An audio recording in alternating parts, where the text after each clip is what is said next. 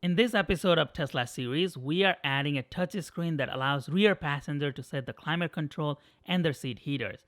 This accessory also allows the rear passengers to adjust the front passenger seat to both recline and then adjust the leg space. This installation does not require any connection to the front autopilot plug. So the installation step is exactly the same for all cars, regardless of if you have an Intel chip or an AMD chip. Just make sure you got the right kind of plug because the older cars do have a smaller plug compared to the newer cars. I'm actually installing this display for one of my channel subscribers, so the car is going to look different today. And he got his kit from Pimp My EV, which is the same company that sent us the larger screen to review last month. If you're new to the channel, we cover a wide range of Tesla Model 3 and Y accessories every week, and we're typically one of the first channels to receive newly released products. If you like what you see here today, please consider being a channel subscriber. Let's get started. So we are going to be removing this, keeping the air vent, and then just going to be installing this right here. So it's going to be almost a retrofit. We just need this portion, and then we need this USB-C, the card, as well as the port. To remove the top bracket with air vents, you just have to apply some even pressure on both sides, and it comes right out. There are no screws, just the internal clips. Then unhook the single plug that is connected to the USB chip by lifting on the plug edge for the newer cars and by pinching in the middle and pulling it out on the older cars. There are two Torx 20 screws that are securing the air vent, and we need to remove both of those. Now to remove the air vent, the clips on the three sides are really easy, and they're just plastic clips holding the air vent. However, there are clips towards the electronic board that are rather difficult to remove. You need a hook like this or a small flathead screwdriver to undo those clips. They can break easily, so please do not pull with a lot of force. After you pry up on the difficult clip, the air vent just comes right out. Just a tip on this, what you need to do is, as you can see right here, this is an outside tab and this is fixed with the car right there. So this is a part of this back assembly, and this part needs to be lifted just a little bit, and you need a hook or something like this or a small tool to lift this and push this up, because right now it would be stuck right here because there's a little ledge right here. So there's that little ledge that would prevent this from coming out because it has a little raised area. So what you need to do is, when it is inside like that, what you need to do is pull this up a little bit. So pry on this and then it'll just come out. Next, we need to use a Torx 10 bit to remove the two screws holding the electronic board that powers the USB-C ports. Remove both of those screws and the board comes out really easily. Now we need to start transferring those components into the new unit. First one is the electronic board. Just slide it into the poles of the new unit and we'll secure it using the two Torx 10 screws we removed earlier. Do not over tighten this board as it could break.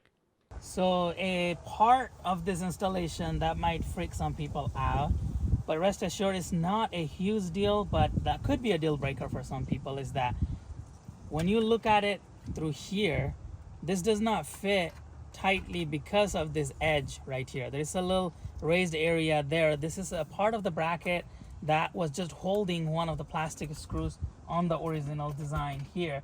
So it just sit right there, so on the top. So it wasn't doing anything because you still have these screws that are securing this piece, and this middle one is just being secured using this plastic tab right there. So it doesn't affect the functionality or anything, but as you see right here, it has a lot of clearance, so no problem. But here we don't have that type of clearance because this screen is literally sitting on the way. So what we have to do is we got to clip this off. So we need to use a tool to cut this portion off. You can take a pair of end cutting pliers or the diagonal pliers and clip off this top notch. Again, this is daunting, but this piece doesn't affect the functionality of your car in any ways. Then you can just push the air vent into its place and secure it. You can then install the two Torx 20 screws we removed earlier to secure the air vent. Next, we need to remove these two gold clips from the original cover and install it into the new one. You can take a small hook and pry it out. Let's remove the very bottom bracket of the central console by simply pulling on it. Then use a Torx 20 bit to remove those two screws. The space is pretty tight here. This allows us to remove this side bracket so we can route the cables easily to the top. We're going to install this new plug into the existing OBD2 plug in the bottom. The white connector plugs into the OBD port, the one end connects to this new display, and the longer cable actually goes towards the front seat for the seat control. First, go to your car setting and power off the car. Then we'll pinch on the very middle tab of this plug while holding it down, and we'll pull it out. We'll then take the male Tesla plug we just removed and plug it into the female plug of the new harness. Then we'll take the new male plug and plug it into the Tesla female plug. This would be a good time for a quick test. Just plug the connector to the screen and it should boot up. If it is not, first try waking up the car. Sometime if the car went to sleep during the install, it won't have active power. Once you verify those two plugs are fished up, you can go ahead and install the back cover. Install the two screws that we removed earlier and the bottom bracket as well. We can install the USB-C power cord we removed in the beginning by sliding the plug into the Tesla adapter. Make sure you hear a click. Then plug in this new display. Make sure the plug is really tight. Then go ahead and install the display by simply sliding it into the opening. There are no screws to hold this display, just the internal clips.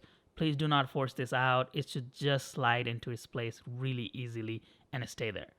So as far as that seat adjustment wire, we have this. We're going to actually route it through the front carpet, go to the back, and then install it on the back of the seat. So as you can see, we routed this under the seat, and now we're going to bypass it right here. We need to reach this space between the seat and the plastic bracket, but that requires removing a screw in the bottom, which is also in a very awkward position. The screw sits directly under the seat at a tight space. It's harder to remove the screw than it looks in the camera. I'm going to link a tool down below that is very small ratchet Torx wrench, and it has been a lifesaver for many of these tiny installations. This requires a Torx 20 screw. Even with this small wrench, this is hard to see. Make sure the seat is lifted all the way up for the installation. After you remove the screw, you can just pull this plastic piece from the edge and you can just reach the seat control plug. We're just going to bypass the original Tesla connection with this new plug. You can simply pull on the connector and it will come out. Please do not pull on the cable. You need to reach the actual plug and pull it out. Space is again very tight. Then insert the male end of the Tesla plug into the female end of the new adapter. Then take the male end of the new adapter and plug it into the seat adjustment female port. Then clean up some of the cables and secure the plastic bracket. Make sure the bracket is flushed with the seat like before. Don't forget to install the screw to secure the bracket. Again, this screw is in a very awkward position. So just make sure this is nice and tight. The screw is in tightly. Then let's check out the screen. So the main functionality of this screen, right here in the front, you can adjust the temperature. So anybody in the back can adjust the temperature. This will adjust the temperature for the whole car. So as you can see, this is a split one. So it will only adjust this side of the car. Then here, it will adjust the temperature of this side, the right side of the car. Then you can adjust the fan speed. So you can go all the way up to 10. This will adjust the fan speed for the entire car. Then here's a power button where you can turn off this display. Here's a lock button. So with this lock button, this screen basically becomes frozen. So nobody can control anything. So if you have child in the back and you don't want them to be messing with any of this, if you just want to put this control, then when you get out of that control, that is when you are again able to control everything else. So right here, there's the volume up and down. And then we got the previous, next, skip, play, pause, everything just here for the multimedia control. And that is it for this front one. Now when you go to the rear one, that is when you can turn on the rear fan. So this will turn on the fan here. We can feel the air. Then you can also adjust the seat heater for the rear. So seat heater for the rear, pretty easy. And if you want to close all of this, then we can just hit close all and then it will close out from the seat heater module. You can also, as you can see, adjust the intensity of the seat. And finally, right here is to control this front passenger seat. So if you push this back, then it reclines the seat back, reclines the seat forward. Then if you press this, it makes the seat go up, seat go back. So if you are in the back and you want this front passenger seat to adjust according to your needs in the back, then you can do so using this screen now. Here are my likes and dislikes. I like that this is a fully integrated system and looks like something that could have come with the car. The graphics match Tesla's UI and it's not buggy. It looks really cool. The rear passengers being able to control this seat heater is a big plus in my opinion. I don't think I care too much that they're controlling the front climate control, but being able to control the rear climate control is pretty neat.